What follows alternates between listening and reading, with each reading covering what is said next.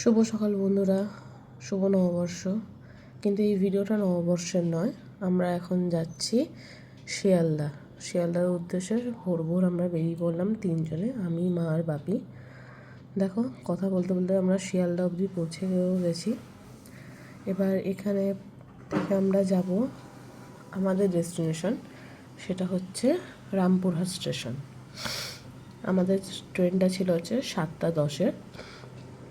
তো আমরা একটু আগেই পৌঁছে গেছিলাম, কারণ অনেকগুলো জিনিসপত্র ছিল, মা বাপিকে নিয়ে যেতে হবে, তাই ট্রেনে উঠে পড়েছি।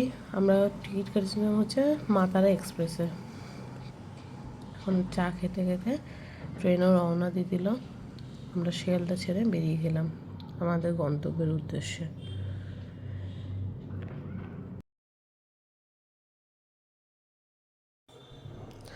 আমাদের যাওয়ার কথা ছিল নৈহাটির উপর দিয়ে, কিন্তু আমরা দেখতে পাই হঠাৎ আমাদের রুট চেঞ্জ হয়ে যায়। আমরা এখন উপর দিয়ে যাচ্ছি দক্ষিণেশ্বরের উপর দিয়ে। বাপিকে বলেছিলাম দক্ষিণেশ্বরের মধ্যে এটা ক্যাচ আপ করতে, বাট ঠিক আছে, ফাইন, বুঝতেই তো পারছো, যাচ্ছি দক্ষিণেশ্বরের উপর দিয়ে। এখন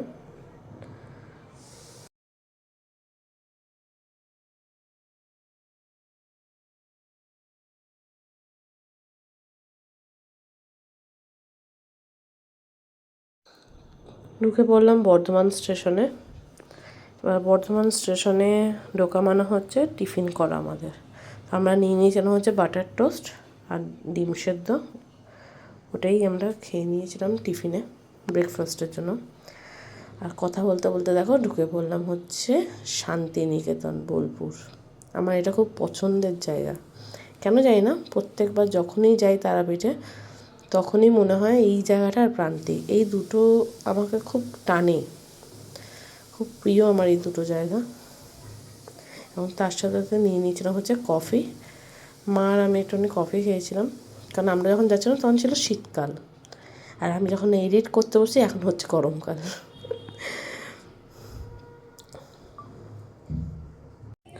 আর এখন আমরা পৌঁছে গেলাম রামপুরহাট স্টেশনে।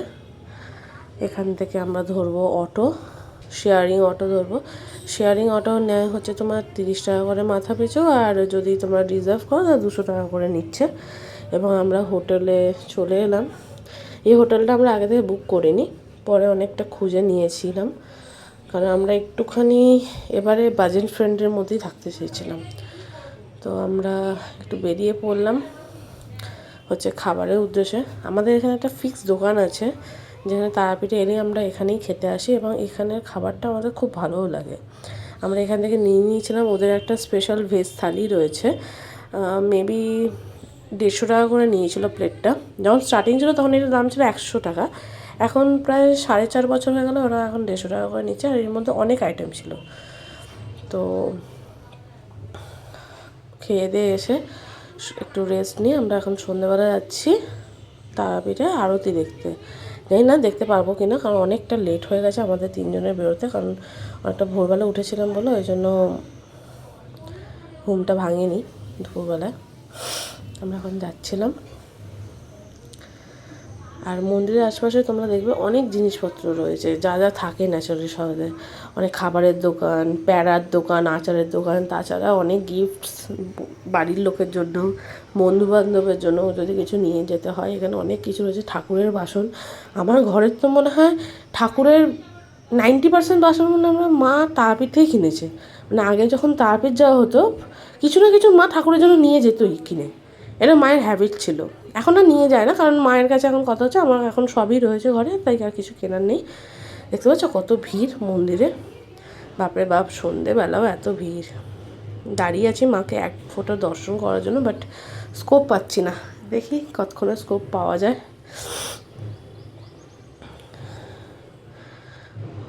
সবাই এই ভিড় ঠেলে মাকে কিভাবে দর্শন করব।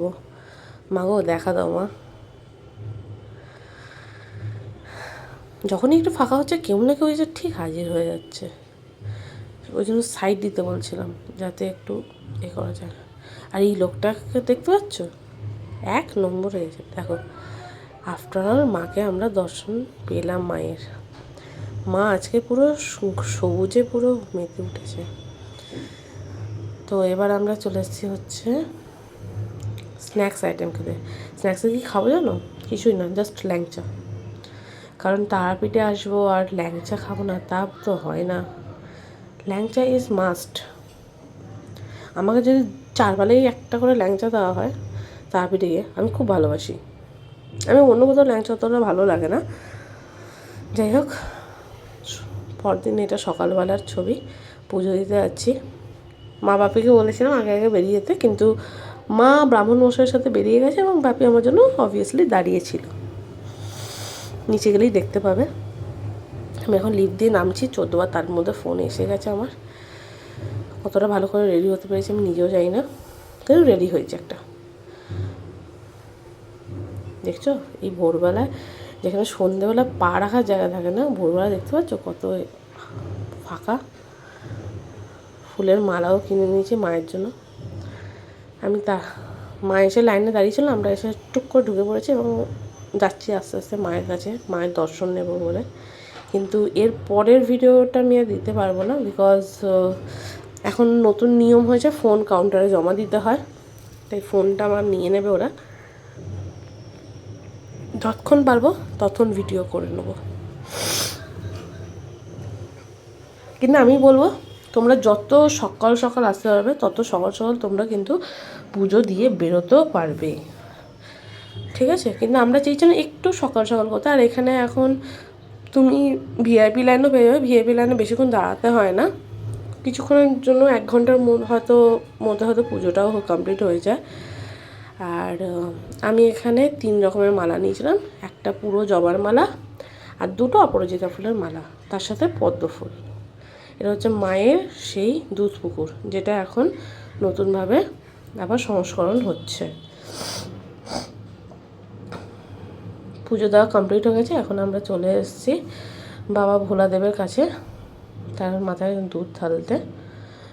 এবং তারপর আমরা ব্রেকফাস্ট করে নিলাম, কচুরি আর লুচি। আর এখন তো দেখি কচুরির দাম প্রচুর বেড়ে গেছে, 4টে 40 টাকা। বাবারে, চা ফা খেয়ে পুজোর সব প্যাকিং ট্যাকিং করে নিয়ে আমরা এখন চললাম ঘরের উদ্দেশ্যে। এবং তারপর আমরা ঘুরতে যাবো একটা জায়গায়, কোথায় জানো? আটলা, আর হচ্ছে মৌলক্ষ্মী মায়ের মন্দির। মৌলক্ষ্মী মাকে কথা বলে ইনি নাকি তারাপীঠের বড় দিদি। ইনফ্যাক্ট একটা দিন আছে, এখন এক্স্যাক্টলি আমার মনে নেই, সেই দিনটাতে নাকি অটোমেটিকলি তারা মা ঘুরে বসেন তার মৌলক্ষ্মী দিদির সাথে কথা বলবে বলে।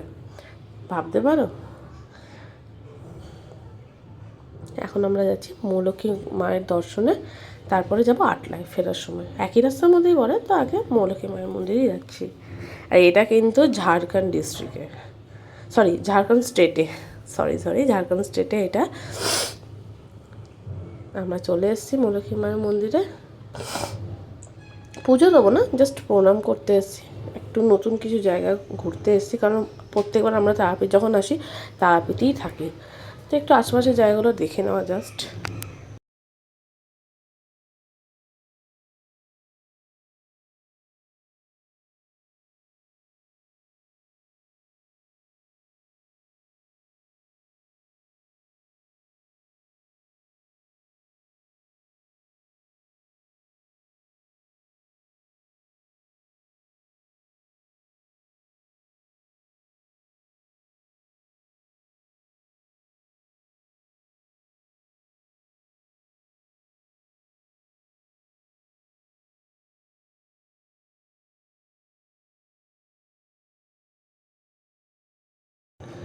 মৌলক্ষ্মী মায়ের মন্দির দর্শন করে নিলাম। এবার এখান থেকে আমাদের আটলা যাওয়ার কথা ছিল, কিন্তু আমরা যে টোটোটা বুক করেছিলাম উনি বললেন এখানে আশপাশেই বামদেবের যে মন্দির আছে একটা, সেখানে বামদেবের হাতে যে ত্রিশূল আর শঙ্খটা থাকতো সেখানটা নাকি এখনও দেখা যায়। দেখো আমরা ওখানে চলেও এসেছি কথা বলতে বলতে। এই যে দেখতে পাচ্ছি, এই যে ত্রিশূলটা, এটা বামদেবের হাতে ছিল। আর এই পাশে দেখো একটা, দেখো এই পাশে একটা শঙ্খ রয়েছে, এইটা হচ্ছে বামদেবের শঙ্খ।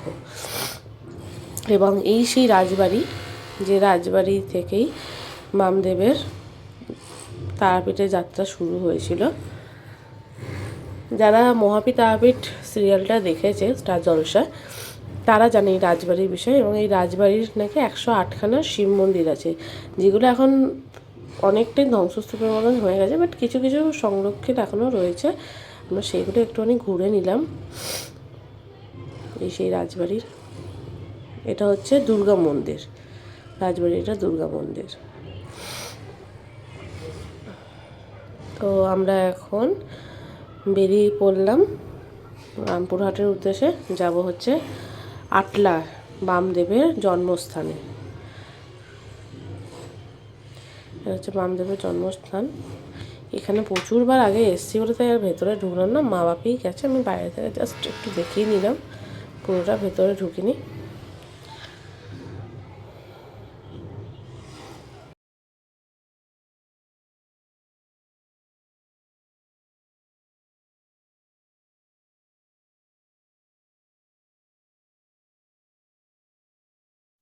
এবং এসে আমরা সন্ধেবেলায় আরতি দেখার জন্য বসে পড়েছি। দেখি কতক্ষণে দেখতে পারি মায়ের আরতি।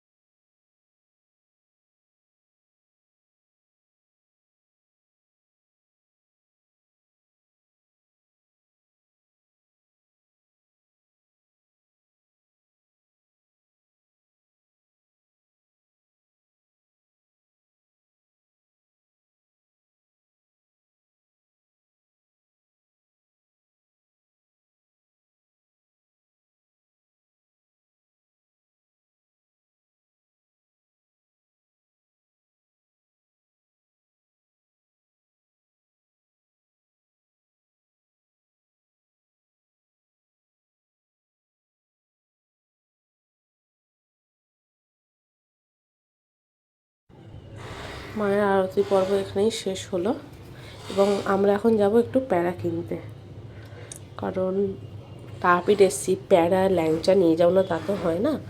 একটু প্যাড়া ল্যাংচা কিনবো, কিনে নিয়ে আমরা প্যাকিং করতে শুরু করবো, কারণ কালকে সকালবেলায় হচ্ছে আমাদের ট্রেন।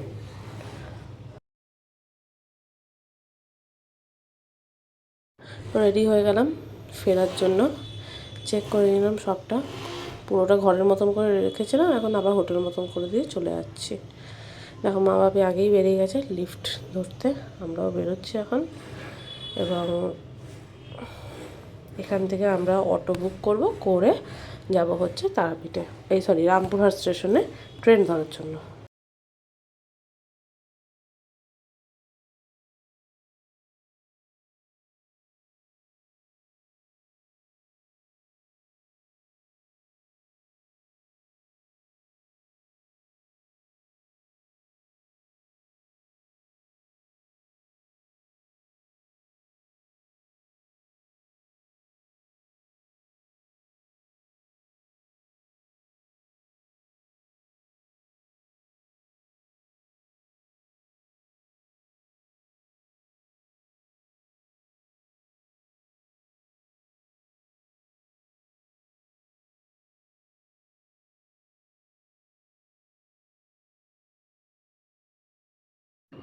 দেখো তারাপীঠের গেটটা এখন আসছে, যখন এসছিলাম তখন তো শেয়ারেবেলে এসেছিলাম, তাই ঠিক করে দেখাতে পারিনি, এখন দেখালাম।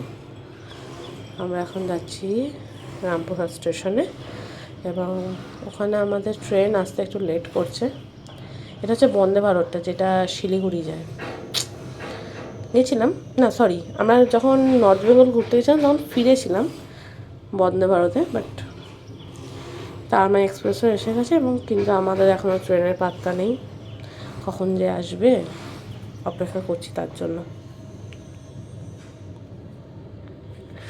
দেখো আমাদের ট্রেন এসে গেছে।